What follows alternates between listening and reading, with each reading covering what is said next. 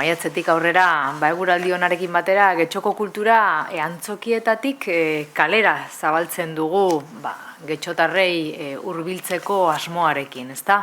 Getxo eszena programa maiatzetik uztailera ospatuko dugu eta bi ekimenek osatzen dute arte eszenikoak eta baita musikak ere.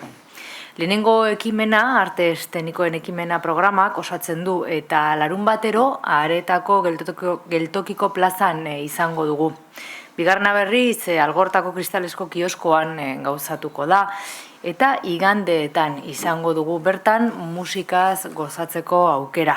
Bi helburu, ezta? Alde batetik, gure artista lokalak eta konpainia lokalak sustatzea, bultzatzea eta plazaratzea, eta beste alde batetik, jendeak, getxotarrek eta getxora bisitatzera datozen pertsona guztiek kulturaz disfrutatzea.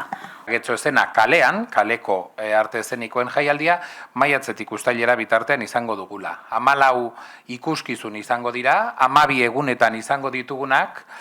Espainiako ikuskizunen kasuan, Euskadiko ikuskizunak dira nagusiki, baina azpimarratzekoa da aurten lehenbiziko aldiz nazioarteko presentzia nabarmena duen jaialdiari buruzari garela. Hain zuzen ere, Portugal eta Frantziako proposamenak izango ditugulako hautatuen artean, eskaintzan, baina baita Valentziak eta Kataluniako proposamenak besteak beste. Kristalesko kioskoa da musike barrin dagoen espazio jakina bai, kristalera hori irekitzen duguna eta kontzertuak eskaintzen ditugunak. Heldu zaigu 3. edizio batean 12 aldiz irekitzeko garaia.